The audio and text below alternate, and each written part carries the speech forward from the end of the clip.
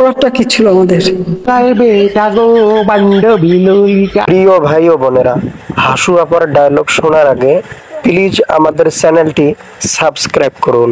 বেশি কথা বলবেন না। হাসু আপার প্রথম নাম্বার ডায়লগ, আমার ছেলে বউ ইহুদি না। তাহলে সে কি মুসলমান? মিথ্যা কথা বলে তোর উপর আল্লাহর গজব পড়ুক, তোর যৌবন নষ্ট হয়ে যাক। দ্বিতীয় নাম্বার ডায়লগ, আওয়ামী লীগ ক্ষমতা এসে এই মোবাইল ফোন আপনাদের হাতে। তোর মুখে আমি মুইটা দিমু।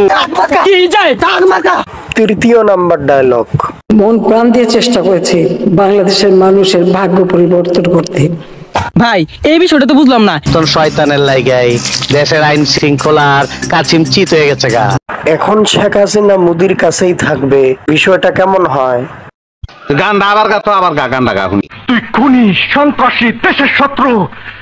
চতুর্থ নাম্বার ডায়লগ, বিএনপি যদি বেশি বাড়াবাড়ি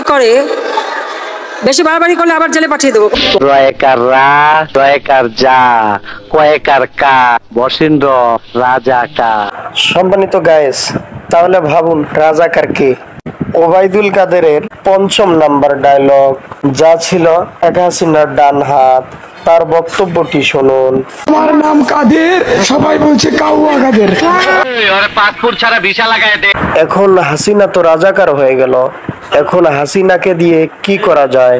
ভিডিও করবে আমার সাথে টিকটকে ভাইরাল হইবা।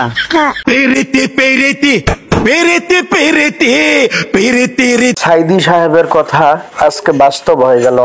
লাফালাফি বেশি করবা না, নানা দেবে মামু বাড়ি দিল্লি গিয়া পড়বা। সাইদি সাহেবের মৃত্যুর জন্য দায়ী শেখ হাসিনা। আল্লাহ যাই করেন অনেক ভালোই করেন।